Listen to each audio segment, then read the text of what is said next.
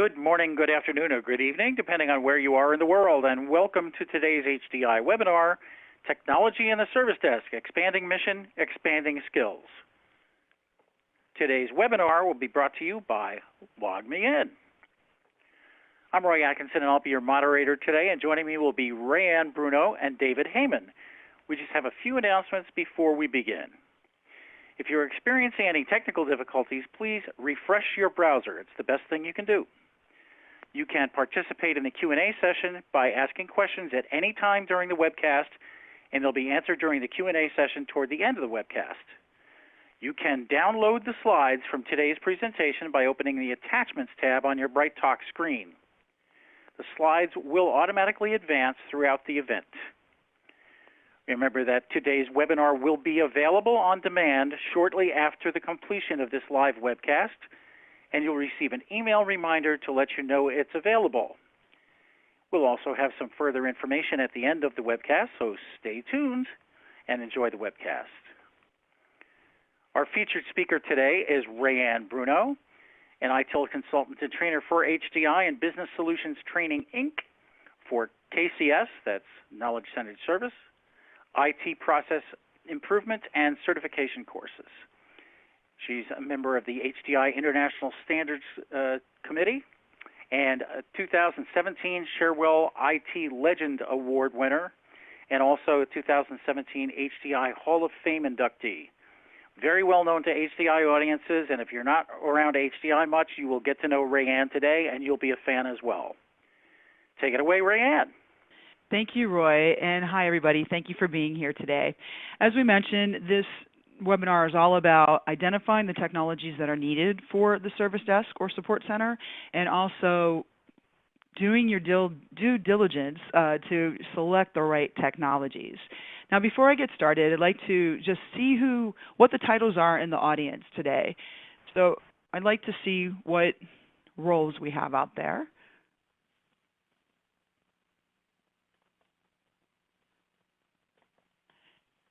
And you can go ahead and click, and I'll show you the results shortly.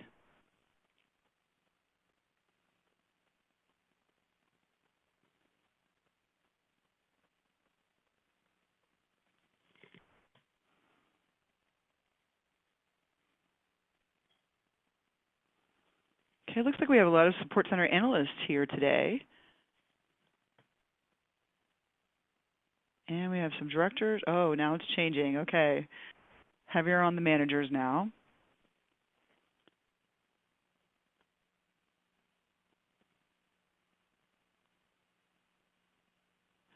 All right, so a lot of you are actually decision makers for technology. I'm giving you a little bit more time to do this. We'll run it for about 5 more seconds.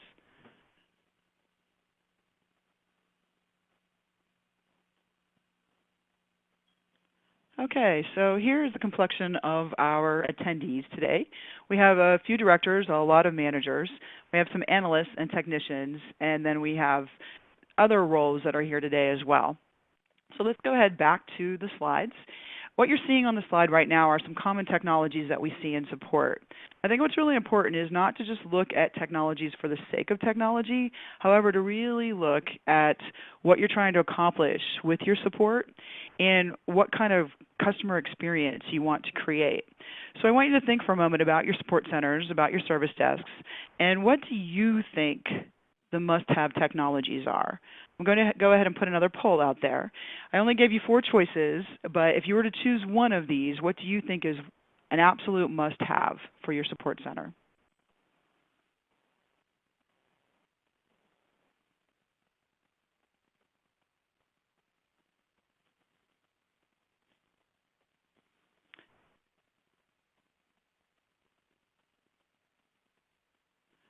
So far, we have an overwhelming answer on one of these.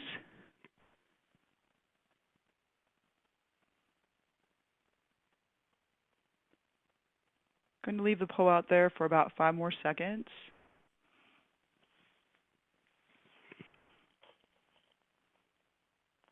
Okay, it looks like an absolute must-have to our audience today is remote control. Interestingly, you will see in the industry where this lands as well, and a knowledge base. So those are overwhelmingly the top technologies. So let's go ahead and take a look at what we saw in one of our research surveys recently for HDI. This is from the 2017 Practices and Salary Guide, and you can see the must-have technologies. Again, the whole goal of having technologies at all, and especially integrated technologies, is to give your support center the capability to actually operate at the speed of conversation. We don't want them to slow down because of the tools or the lack of integration. And you'll notice that our top technologies here are incident management, so your service management tool, also knowledge management, which was also for this audience, and remote control, which was another top technology according to all of you. So you're right there in the top three, same thing that we're seeing in the industry.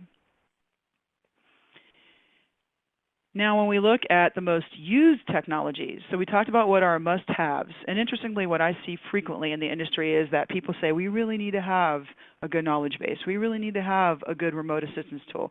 We need to have a really good service management tool. But now this is the reality of what we're actually seeing out there. What are people using the most? Now, you see our order changes just a little bit. You see most organizations are using remote control, and they've got an incident management functionality, or at least that module in their service management tool. And now we introduce, on the top of this list, collaboration. And I'm definitely hearing that a lot more, no matter who I have in class or who I'm talking to, whether it's management or it's the actual analysts or techs. They are using collaboration tools real time, a lot of times to help each other on the call. And I was just at a client site recently where they know people from the chat room. And they'll say, hey, I never got to meet you face to face. They were in a class and coming from different locations and different teams. And they said, although I've never met you face to face, I feel like I know you because I see your knowledge articles all the time, or I see what you post in chat all the time. You have really helped me in my job on a pretty regular basis.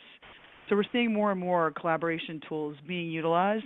And sometimes, even if it's not part of your tool set or it's not integrated, people are finding ways to do it with other tools within the organization, or even just opening a chat room in whatever way that they can.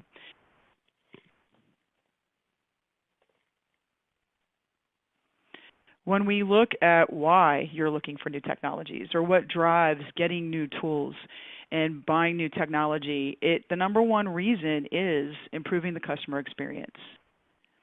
Obviously, we're all there to support our organizations in whatever they're in business to do, and we don't want our customers not to be productive. So we're looking at that customer experience. We are trying to understand what's impacting them positively, what's negatively impacting them, what's allowing our teams to work effectively. Also, how can we get really close to that speed of conversation, and how can we focus on restoring service as quickly as possible? So when we've got a good tool suite, or we've got integration of our technologies, not only are we making it easier to do business with us or to get support and to get back to work, but we're making it easier for our own teams. They're more effective. They've got the resources they need to have to do their jobs well, and it certainly is reflected in that customer experience. However, remember, it's not for the sake of technology alone. You've got to have goals around this. What are we seeing? How are we impacting our customers? What would they like to see? What do we want to provide? And then where is our own team struggling? I think it's important to really understand the impact of those technologies and how they're affecting your teams. So let me just give you an example from a few years ago. I was watching a presentation where somebody was talking about Lean, and they talked about offering Kaizens to anybody in their company. And the service desk asked them to do a Kaizen for them. So a guy went over and he timed it. And what they were saying is that it was cumbersome for them to go out of their service management tools or out of their incident management module to use their knowledge base, for example, and copy information and paste it back into their ticket. So when he timed it, it took 12 seconds to do that. So he came back to the Kaizen team and he said, and if you're not familiar with Kaizen, it is how can you eliminate unnecessary steps? How can you gain efficiency? So it's more or less eliminating waste. So when he came back to the Kaizen team, he said, I timed this. It's only 12 seconds. He said, I just don't see the value in doing a Kaizen for 12 seconds. Well, the rest of the team said, hey, we offered that service to our organization. We said that if you want to have a Kaizen, we will come do it. They said, so we're going to follow through with this. Well, multiply that 12 seconds times every interaction, and multiply that times every person in your support center or service desk. That 12 seconds in that situation for that organization and that support center equated to 1.5 days of wasted time every day. So this is just showing how important it is not only to provide the right technologies, but to make sure that they're driven by your process. You've got to know the process first, and you've got to align it with the goals of what you're trying to accomplish and what you want that customer experience to look like. And then we want to try to equip our team with the technologies and the resources that allow them to work at that speed of conversation. Again, focusing on that customer experience and also focusing on restoring service as quickly as possible. And that improves productivity, as I said before, not only for your customer, but for your team as well. And a great byproduct of that is it improves their morale. Now, when we're looking at who is providing remote support out there, I think this is a little interesting. This is the newest survey result. These are the newest survey results that we've got at HDI. And last year, these numbers were really close between how much the support center is using remote support and how much desktop support is using remote support. You see now the support center is using it more, and it really should be that way. I always advise that if you're seeing that your remote support is used a lot by the desktop support, we've got to step back and see, are they using different administrative rights? If not, if they are using remote support to resolve escalated tickets and they don't have any different administrative rights than your service desk, then that's definitely an area to look at to gain efficiencies, to shift left, move it down to first level, and even lower the cost of support. So you'll see here that we're getting better. I like to look at this year after year. And then also if you look over to the right, we are showing you what we're seeing with organizations and what percentage of their tickets are actually resolved remotely. So you'll notice that 30% of the organizations, they're resolving 26 to 50% of their tickets remotely. And I may have just reversed that. Roy, you can step in and correct me if I'm wrong. But you can see how they're using the remote support to get people back to work. And certainly when we're looking at the customer experience, again, we want to look at how productive our team is and how productive we can help our customers to be. And certainly when we're considering technologies, we need to look at the complexion of what we're actually supporting. So what you see in front of you is what we're seeing across companies about the technologies that they are actually supporting or the devices that they are supporting. So 90% of all organizations are supporting laptops or desktops. And then your peripherals are the next highest, and mobile devices are right up there in the top 3. I'm sure that's not a surprise to anybody today. And then the telecom is the 4th. So you see really the top 6 numbers are pretty close. And then we get into some other devices. Now I'd like to run another poll because what we want to look at, again, we talk about shift left. So shifting left is seeing how close to the user or to the customer can we get this solution. So we'd like to be able to resolve it at first level, or better yet, through self-support or automation, and minimize the number of escalations because we're able to restore service a lot more quickly, or make sure that what we're escalating is more complex, and it frees up those resources to take that time and restore service quickly when it is escalated to them. So I'd like to run another poll, and I'd like to see what you're using in your own organization, what self-service option that you see your customers performing the most. So are they using your knowledge articles to resolve issues? Are they actually entering tickets? And I know some of them may be doing quite a few of these, but just pick the one that they're doing the most. Or are they downloading documents or forms or resetting passwords on their own?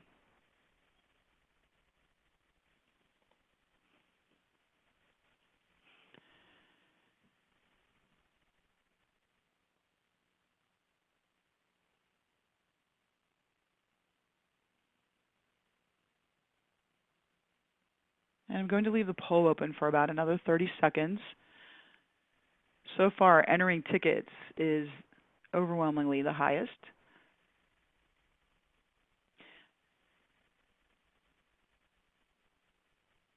Now, since I'm making you choose one, it might not be a good reflection of what people are using self-service for, but it does show what they're doing the most in your own organization.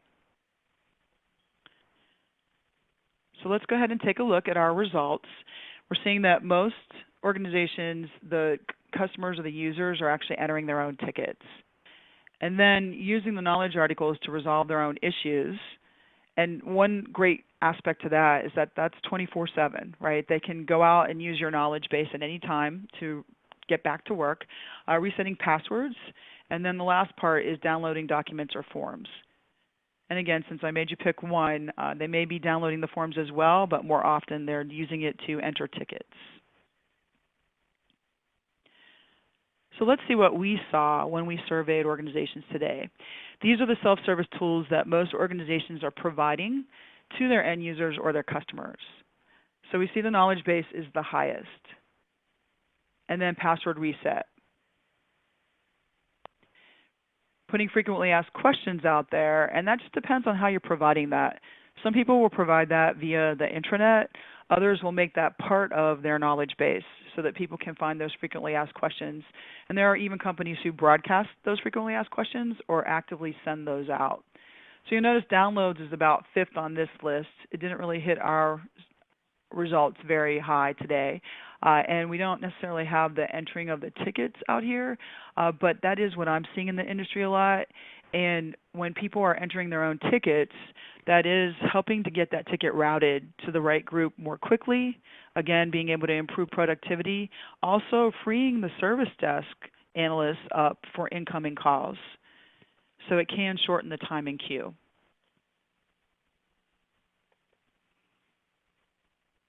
Certainly we're hearing a whole lot about cloud services and trying to give that secure access to the applications from any network device. And there's more and more of demand of that as well. Several years ago, I went to a session at a conference called Support 2020. And they said that by 2020, the line, which is pretty distinct, not so much anymore, but when I saw the presentation, there was a very distinct line between what we could do as consumers outside of work, especially with our devices, and what we were able to do, mostly because of security risks, internal to work. And he said that by 2020, that line would go away, that is the expectation. That's really what has driven bring your own device. The expectation is that I can work in the most convenient way, and I can use my preferred device, whether that be a tablet or a phone or the laptop. I don't know if any of you have seen that commercial recently where someone had asked a little girl something about her computer, and she said, well, what's a computer? I think that's a little extreme for today. However, are people still using their laptops as much when they've got the opportunity to use a lighter tablet, one that has a lot of functionality, or even their phones? So cloud services is giving that opportunity for people to use their device of choice and having access securely to the information that they need to have to do their jobs. So we've taken a look at what we're seeing in the industry as far as technologies that are being used or utilized the most from our support centers. What we're going to do now is talk about how to do this in a prudent way. Not to just say, okay, we need to have this kind of technology, let's put an RFP out there and let's pick. As I mentioned earlier, we've got to look at how we work today. We've got to talk to our teams. You know, what works well? What would you prefer? What would help you in your job? What would improve the customer experience? Because we have to have the best of both worlds. We need to see how they're being utilized today. We need to see how it's impacting our first contact resolution, how it's populating or getting us closer to self-help. So once we have our processes in place, we understand how we're working today, we understand what our customers are expecting and what that looks like today, then we can start our search for technologies. So we need to have an actual selection methodology. And then one of the ways to start, really a lot of what I'm talking about is really looking at the needs that not only your team need to have or what they're needing, but also what your customers need to have. So starting out with a needs analysis or a requirements document helps to make sure that we're really looking at technology from the perspective of how does it enable us to do what we need to do every day. Too often, people choose technologies for the sake of it, maybe because you saw it on our survey, right? And not necessarily because this is a need that they have, or that it aligns with the overall strategy, or that it helps us meet our goals, or that it improves the customer experience. So to really get the most value out of our technologies, we need to have the processes in place. We need to know what our goals are. We need to know where we are today. Some mistakes that we see pretty often is that some companies don't have a selection methodology, and it might be too limited of a scope of who is part of that selection team, for example. Maybe just the service desk manager and supervisor. Maybe just one team is actually selecting the technology. As we know, the support center spans a lot of different teams within IT. So we want to make sure we have the right people as part of it, and then make sure that we have a methodology around it. Again, aligning it with our goals and our needs, and making sure that we run this like a project initially. So we need to plan every phase of this technology selection and implementation. And we always have to tie it back to whether or not it's getting us closer to where we need to be. Are we accomplishing the goals, the reason that we even went looking for technology? So let's go back to that needs analysis idea.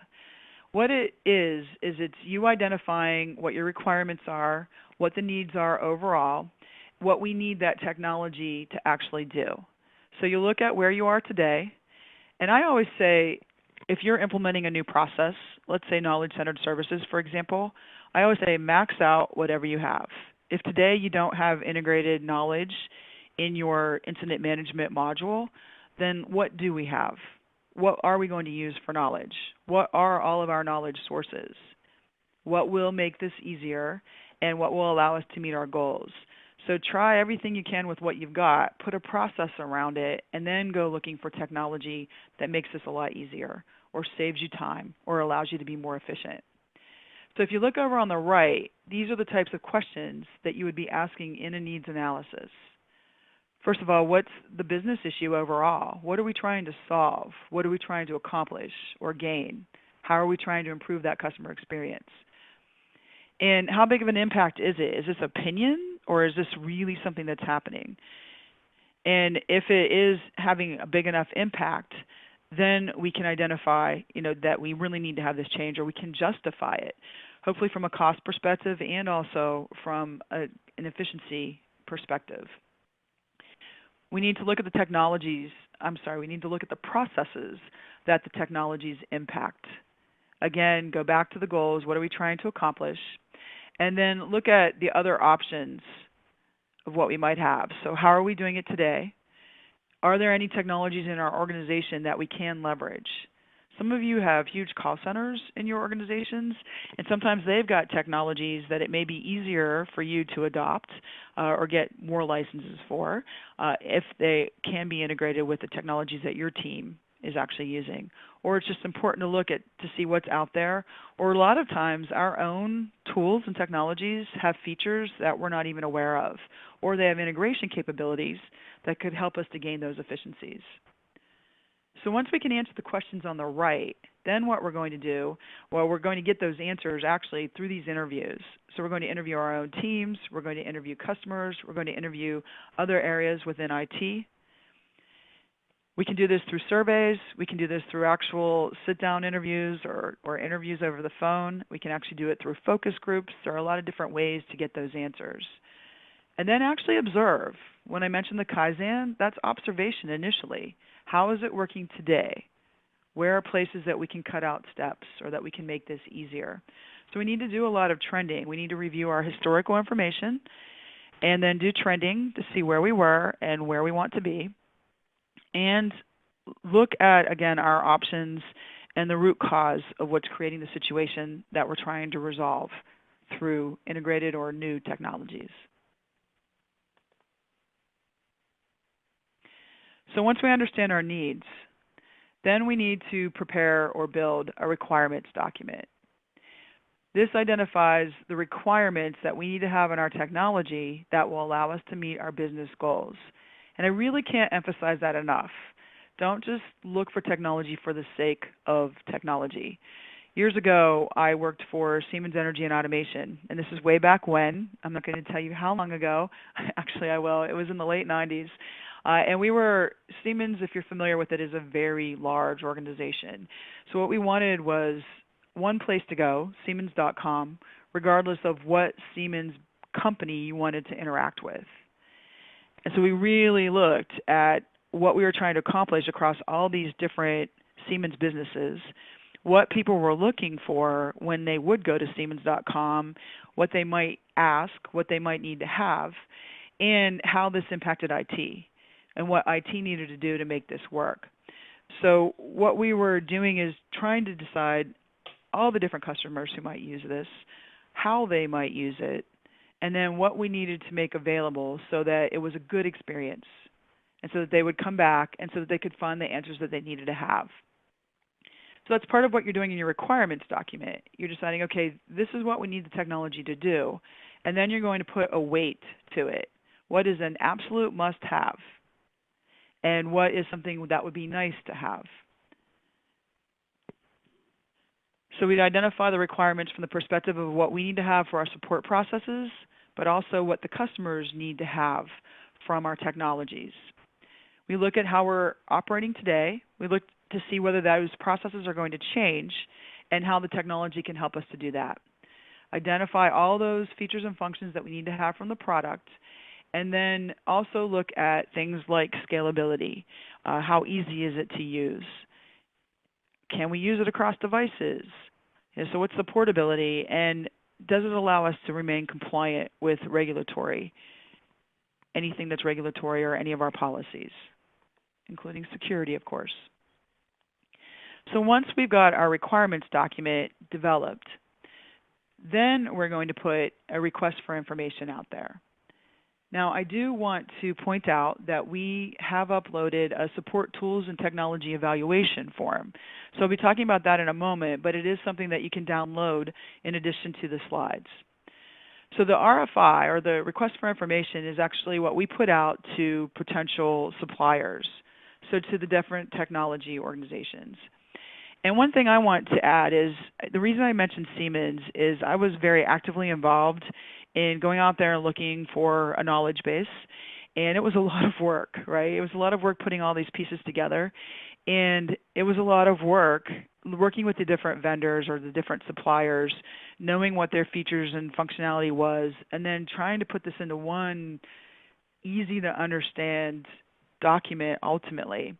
And one of the vendors actually, through doing competition, looking at competition, they said, would you like to have our data that we have about features and functionality across all of the different tools of our competitors? I said, yes, absolutely.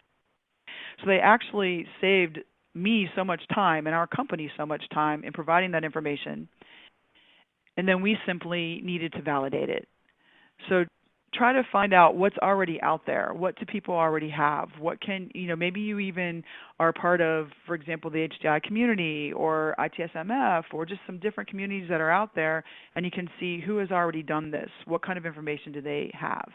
So you put this out to your suppliers, and you get as much information about them as you can, and you evaluate all of these different options. You also try to understand if that supplier is a fit for your own culture. Are they there to really help you meet your goals? Do they understand what your needs are? And will their technology help you to meet those goals? So the request for proposal is how they can actually provide a bid for you. It's got your needs documented. We can ask information about their supplier, about their product. Typically you distribute this. They fill it out and send it back, and then you can make a comparison across the different suppliers. And the goal there is to see who has those must-haves. And again, we put a higher weight, so the score would be higher if they've got the must-haves or need-to-haves. and then who also has the other elements that you need to have.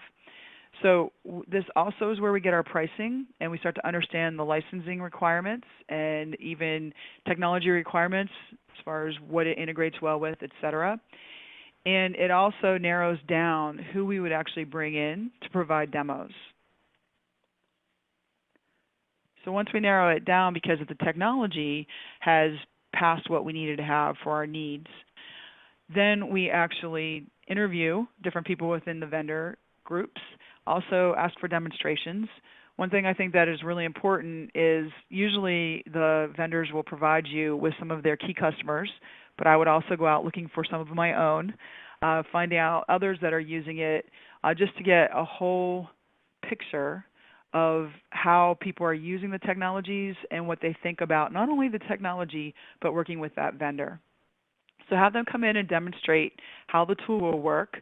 I always love when they come in and they show me a demo or they show me scenarios that I said I really want to solve, right? Or I said I want it to work this way in this kind of a situation, because then I can really compare apples to apples. So we want to, again, look at companies that have environments like us or who have used this technology and worked with this vendor and see what we're seeing about how satisfied the customers are. Is it allowing them to work at a higher level of efficiency, and just really understand everything about it. It's also nice to have some user groups that can give some feedback. You know, maybe you do a couple demos internally where you can do the litmus test by having some user groups come in and try it out, see what they're asking, see what they want to do with it, see what's intuitive, and again, help to evaluate which technology is best for you.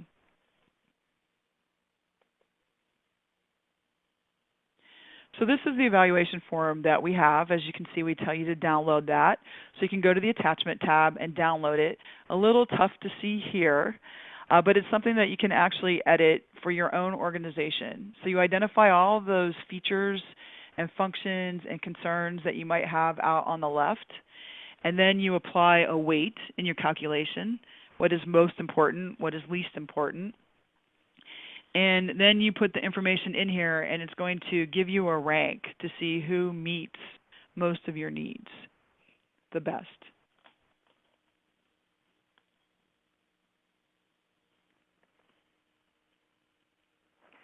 So if we were to wrap up those steps, the first is to prepare the needs analysis, and then do the requirements document. So the needs analysis is something that you do internal to your organization.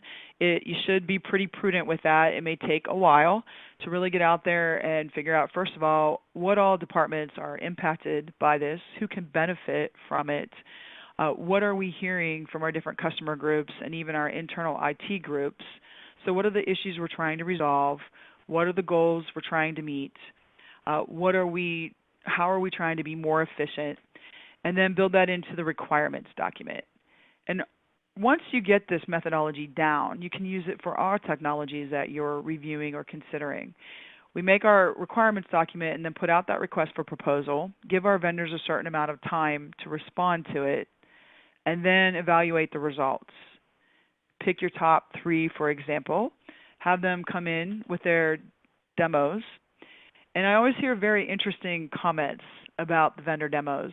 I hear some people say, you know, they came in and they showed us exactly what we wanted to see, or they came in and they tried to show us all these other things that we didn't say that we wanted. So the goal here again is, if this is driven by our goals, if this is driven by what we want to achieve, we're looking for a vendor who can supply the technology, but also to understand and work well with us to be able to meet those goals. So the vendor demonstrations help us to know what is really a good match.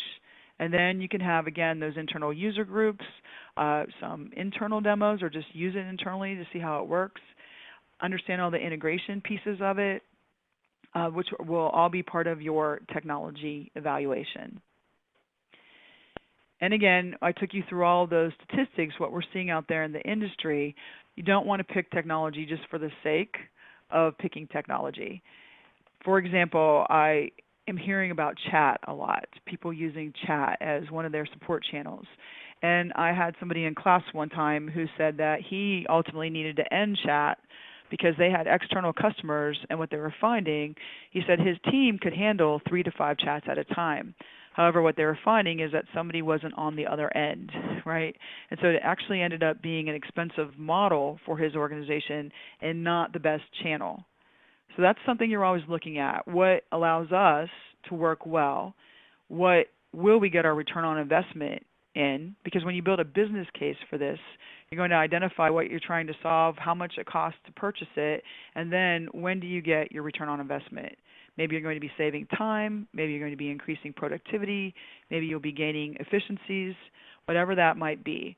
So don't pick technologies because you see other organizations using it. Pick it because it's a fit for your own organization.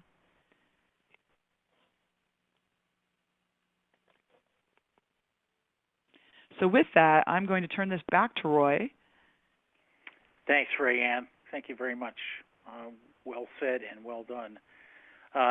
With us today, we have David Heyman from LogMeIn. He's the product marketing manager for GoToAssist and LogMeIn Rescue, and he's going to talk to us a little bit about optimizing your remote support solution. Take it away, David. Thanks, Roy, and thanks, Rayanne, and thank you for everybody for joining today. It's always great to kind of see people and, gaining additional resources and knowledge. Well, with that, I kind of want to go into kind of a little bit more about optimizing the remote support solution.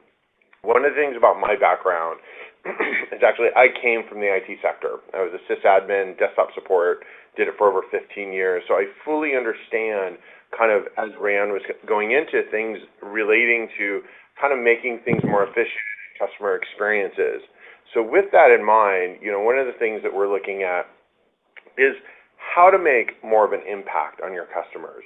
And one of the things that's kind of interesting when you talk about soft skills, think about it, in the sense of a desk side manner. When you go up to the customer, the user, and you're basically, again, you're doing it over chat, you're doing it over the phone, or you're actually walking up to the desk, things that are important to that person are that, again, you have the empathy, you're actively listening to the situation in which that they're dealing with, and it's kind of a respect issue. You kind of respect the fact that, they've got things to do and, time processes. I mean, I've had customers or users come up to me and say, I've counted, and I think Rayanne mentioned this, I counted and it took 20 minutes of my day to restart my computer because it's running so slow. And it's kind of understanding that and going, okay, well, I can see where that's causing the problem. Let's work that out and kind of solve those issues. And I think kind of looking at that is because ultimately what you're trying to do is, again, improve the customer experience for them, but it ultimately also improves it for you because then happier customers, happier techs. So kind of moving along with that too is about building the processes around your customer behavior and thinking about, again, Rayanne talked about using the common technologies, and 48% of you talked about the must-have of having remote control. So thinking about how remote control also integrates into your current systems. Here at LogMeIn, we have a pretty extensive API library. We also have integrations with ticketing systems, and a lot of ticketing systems also have a knowledge base. So when you kind of take the full picture on how all these processes work together, what you're doing is you're basically creating a much more smoother process in the end. And I think the number was, there was a large number of where users were entering their own tickets. So when you think about them entering the tickets and kind of, if you can remember the last 5 tickets you read and how sometimes incomplete the information may be, or inconcise, let's put it that way, where you're not really sure exactly what the problem is because the person entered it in the way that they see the problem. So when you build a smoother process where you can kind of decipher that, and even from the ticket, start the remote support session, get the remote viewing in the controls, then you have a better way and a better impact of kind of just building a simple method. And, when you think about that integration as well, when you put your notes in your ticket or your notes in your remote support, and then it's integrated into the ticket, you don't have to go back into the ticket and fill all that information out or do it all over because you're doing it as you're going through it. So there's, again, ways of building this processes that really make it smoother, which really help in making the flow better. And kind of going into that, is also where we help you.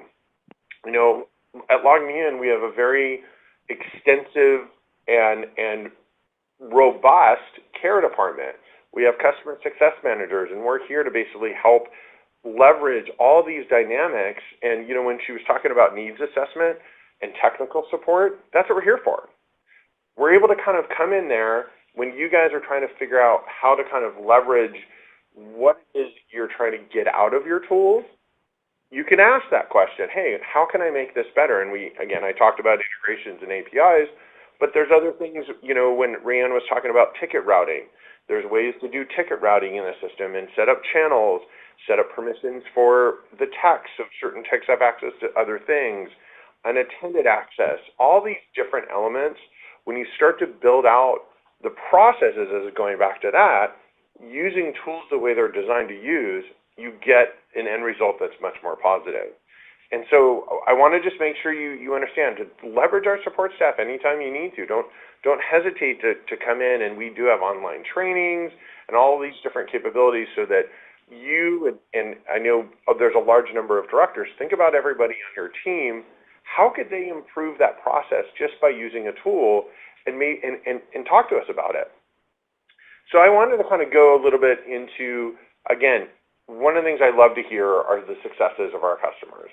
And think about how the successes that you're having. We want to hear from you as well, so don't hesitate if you feel that you've gone through something and you're like, hey, I want to talk about it. I love this stuff. It's just a couple of case studies, customer success studies that I think kind of stand out to me. You know, Optus is one of the largest telecom companies in Australia. They have over 9 million mobile customers. And so they wanted to take a more customer-centric approach. And the things that were important to them were improving their NPS scores, improving that first call resolution, and really reducing the issue resolution time. Because again, we talk end result, customer experience, right? Well, by optimizing their solution and the use of the remote support tools, they did increase their NPS score by 2.8 times higher than before they were using a remote support tool the way that Rescue was designed. And they also improved first call resolution by 30%. And this is over a short period of time that they saw these immediate results. So, you know, and what do you get out of that? You increase that customer loyalty, especially when you're doing, customer support, people that don't know you, creating those relationships early on. And moving forward into another really great success story for a company, a Swiss-based company that basically has instrumentation and automation hardware, and they're actually employing over 13,000 people worldwide. So obviously they're now internal support, and so one of the things is about providing better support to their employees, which ultimately get and save time. And so there's some challenges. They were, again, needed to support people with a very secure solution, and they wanted to reduce complexity, because that was the thing. You know, when it's too complex and too difficult for the tech or the user, then tools don't get used, and then they become worthless. And so simplifying the process. And obviously, one of the things about a global organization is you have multiple languages, time zone issues. I myself have supported users 24 hours a day because I had engineers that traveled the world, and it didn't matter where they were, they needed support. So you're trying to manage those dynamics. And so one of the aspects of their needed solution was also transferring log files so they can really get to know where the problems were, and then providing the remote control solution to get in there, which also led to reducing reducing travel to customer site or their customer sites for the employees. They're able to kind of attach, solve the problem, and that was all internal. And so basically, one of the benefits of utilizing such a solution was also the fact that they're able to increase customer satisfaction by collaboration. And one of the things about a remote support tool is also bringing in other staff members. We talk about like a shift left methodology, in the sense of certain levels can handle certain things. You're kind of down getting your first level to do certain aspects, but there's sometimes a need to get a higher level technician in there. Well, you can collaborate. Invite them to a session, then you increase that first call resolution because you solve the problem. And then also for them, it was able to solve remote users by, again, the language barrier. They're able to do what they need to do because they just need to get in, and sometimes chat's easier than a vocal conversation. And as well, unattended access. And they could actually solve problems without disrupting regular operations. And again, when you're trying to support people 24/7 or different time zones, those are things that really make a difference. And then lastly, they're also using See It. And See It is a solution where you're using the camera off the mobile device for the user, so you're seeing what they're seeing. So when you think about it, how many times have you been in those situations where you're saying, can you just describe it to me? Well, that's also hard because it's the interpretation of the person looking at it. So take back and say, no, here, hold on, let's just do a quick live camera so I can actually see it, and you can move the camera where you need it to be. And, before this technology existed, I used to go, hey, can you send me a picture? And I'd get the picture, and I'd go, okay, no, that's not the right picture. Send me another picture. Solve the problem, instantly resolve it, really helps. And again, end results are increased customer satisfaction and a happier customer, happier agent. So kind of going along with that, these are the ways in which we know that our solution really helps gain better customer satisfaction, and it makes your life easier. So again, don't hesitate to ask us, how can we help? And from that, I will hand it back to Rayanne and Roy. Thank you so much, David. And just before we get to the question and answer period, I would like to remind you to rate today's webinar. Your feedback helps us to improve our future webinars. We like to always know how we're doing. So we have some terrific questions from you today, and we'd like to get to those right away. And here's a good one for both of you. What is NPS? Go ahead, David. You can answer it. NPS is what's called Net Promoter Score, and it's a scale of 1 to 10. And there's actually an algorithm of what do they call it? Where you get, if they're 9 and a 10, or a 1 through a 4. Attractors and detractors? Yeah, exactly.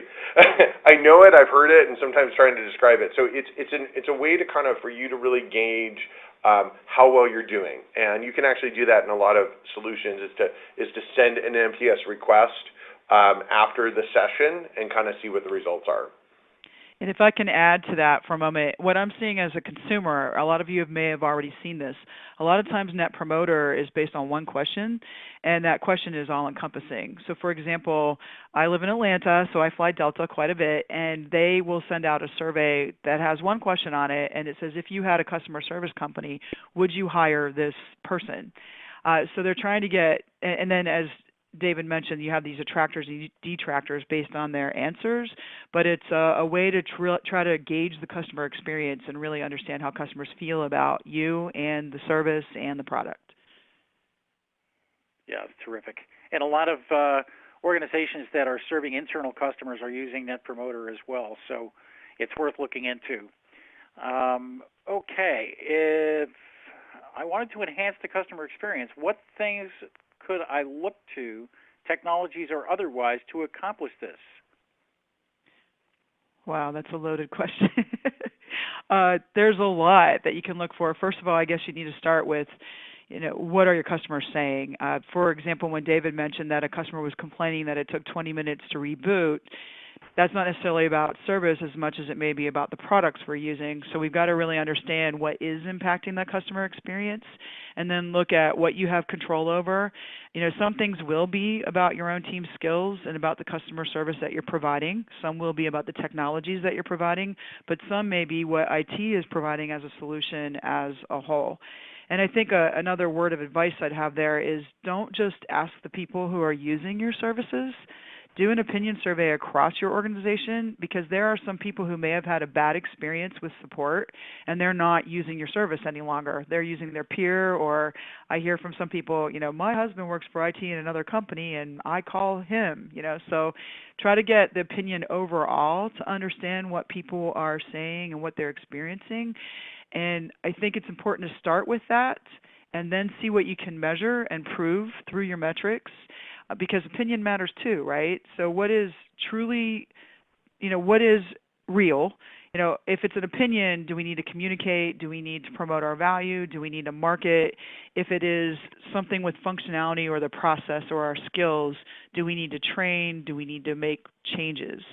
So I think once you start collecting the information, you need to see where you focus internally to try to improve. I'd just like to add something to that, Rayanne, from our 2017 Technical Support Practices and Salary Report. One of the things that we found is that 64% of your customers contact you. So it really is a very, very worthwhile undertaking to go out and take an organization-wide survey, because that other 36% is blind to you.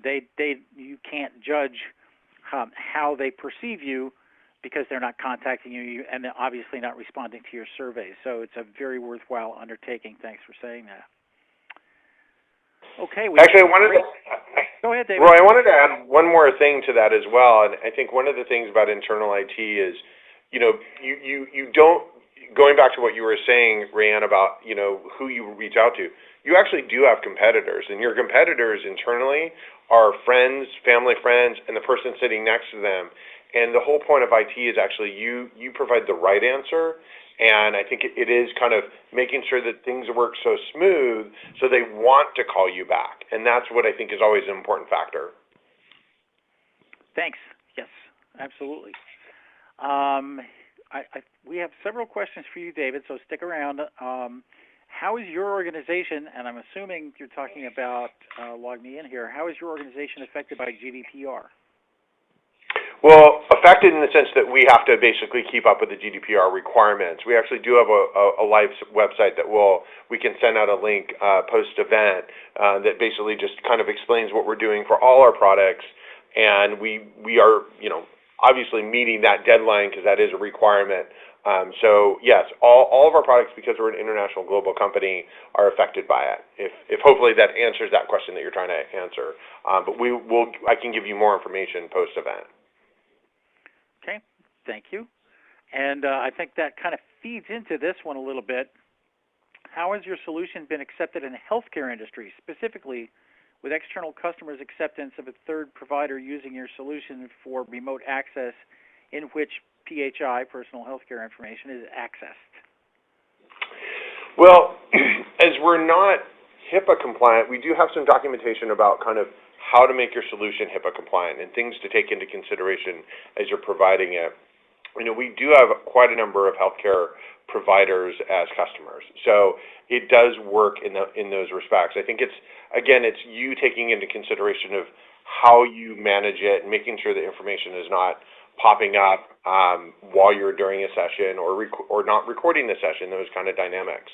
But that's more information we can also provide in the sense of a library of documentation to help you understand how to kind of work in your organization around these requirements. Great, thank you.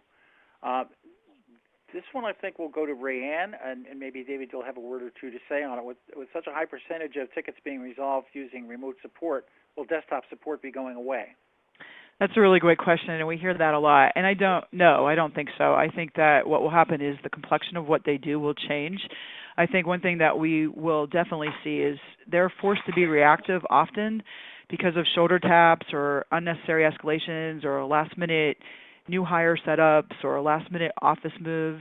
I think we'll get better as an industry at getting that into some type of a request fulfillment opportunity or really setting expectations so that they're not getting the last-minute pieces.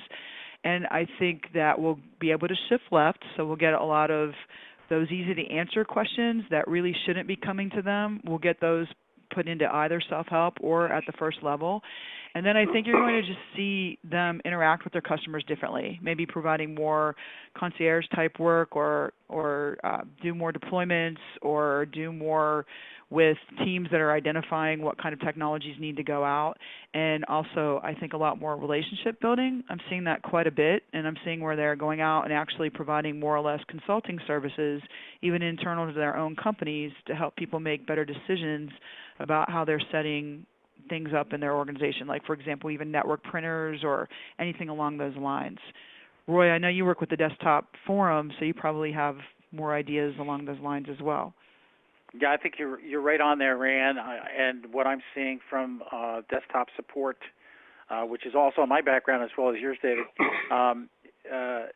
that they're providing much more business intelligence work, almost business analyst work, and providing and selecting good technologies for each of the business units, understanding the business more. So it's gone a long ways from people swapping out hard drives and upgrading RAM. It's not that anymore. That might be involved, of course, in your repair services, but what the predominant amount of work is now is dealing with the business issues and providing good value in that regard to the business unit. So thanks. And one thing I want to add as well is, remember, the person behind the remote tool is the brains that you guys have.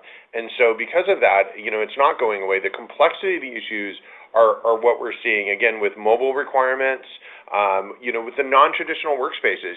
That's one of the industry trends that we keep seeing more and more, people working remotely, and they're still working off laptops and desktops. And the complexity of what they're trying to support, permissions-based issues with cloud, those are not things that you just always handle off on the first level. Sometimes it's a little bit more involved. So again, I agree. I do not see that desktop support is going to go away. It's just your need to build up and kind of progress with the industry trends is the area in which it's kind of a requirement for you, but you'll still need to be there. And so I think it's going to be an ongoing dynamic. Great, thank you so much. Here's a very straightforward question. How are organizations managing support of mobile devices? Anybody want to crack at that one? We're seeing a lot more companies using mobile device management tools, but beyond that, I'll turn that over to you and David. Well, mobile is growing. I was just having a conversation about this recently in the sense of the complexity. I think actually Roy, you and I were talking about it, about the complexity of tablets like the iPad Pro and the Surface, in the sense that it is a mobile device by best respects in some ways. So you're supporting it like a mobile device, but the user may not see it that way. And I think, they're seeing year-over-year growth of like 69%.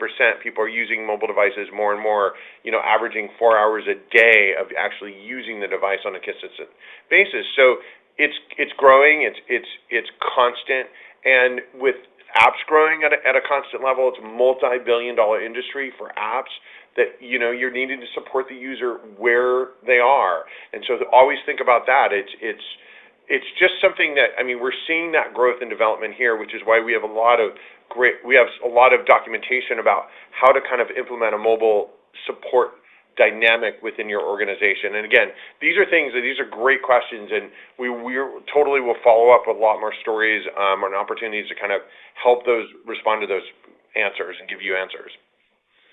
I have two really specific questions here, and I'll kind of blend them together because they're related. The first one is, do you see a time when we'll be able to remotely control iOS devices using GoToAssist?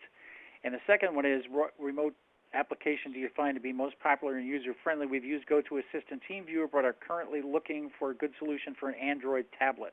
So they're both related to mobile devices, as we were just talking about.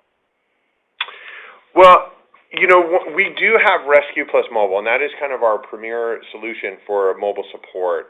And that's kind of the design that we're looking at. We also have our new next gen and GoToAssist. But the thing is, if you're really needing to implement a mobile solution, the Rescue Plus Mobile design is there for you. It can handle iOS, Android devices, which is predominantly, I think, 97% of all devices out there. So that would be the solution that I would probably put together. And again, if you're using different tools, what you'll find is if you have to sit down and put one tool together, when we talk about building processes that are smoother, you'll find that your needs are handled better than trying to mix and match. And so, again, when we talk about integrations, then you're integrating one tool, and you're setting up the channels in one tool, and then the end result is going to be very consistent. And you can measure consistency when you're using one tool versus trying to do multiple, because the experiences may be different. So again, we know who's answering or asking, so we'll be happy to reach out post-event and give you a little bit more information on how that might help within your organization. Great, thanks. I'm afraid that's all we have time for today. Just remember to stay in touch with HDI on social media. We're on Twitter, we're on Facebook, we're on LinkedIn, and our members-only site, HDI Connect. Join the conversation. Special thanks to our sponsor today, LogMeIn. Special thanks to Rayanne and David for being here. This webcast is copyright 2018 by United Business Media, LLC. The presentation materials are owned by or copyrighted, if that's the case, by HDI, which is solely responsible for its content, and the individual speakers who are solely responsible for their content and opinions. Thank you so much for attending. We'll see you next month.